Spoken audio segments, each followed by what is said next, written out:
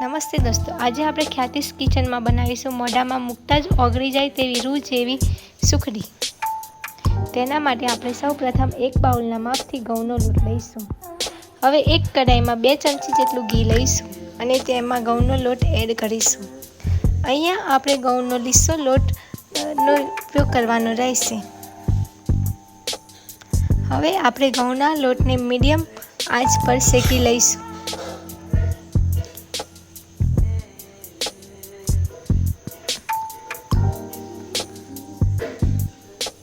અહીંયા આપણે ધીમી આંચ પર ઘઉંનો લોટ શેકીશું તેથી લોટ કાચો ન લાગે।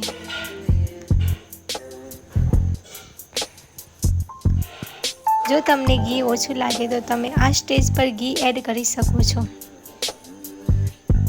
તમે જોઈ શકો છો આપણો લોટ એકદમ શેકાઈ ગયો છે।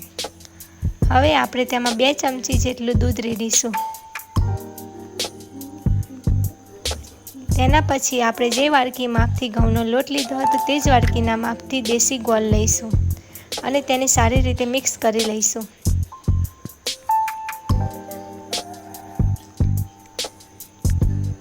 હવે આપણે ગેસની ફ્લેમને બંધ કરી દઈશું।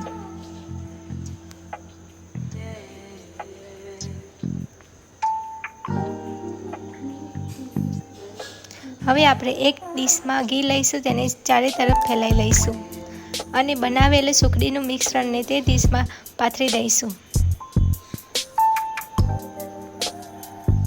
સુખડીને પાથરવા માટે આપણે એક વાડકી પર ઘી લગાવીશું અને તેને સારી રીતે ઠારી દઈશું।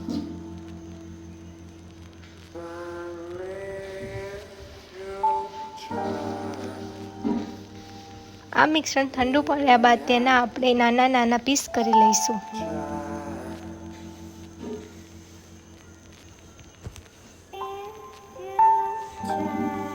તમે જોઈ શકો છો આપણી સુખડી તૈયાર છે। થેન્ક યુ દોસ્તો।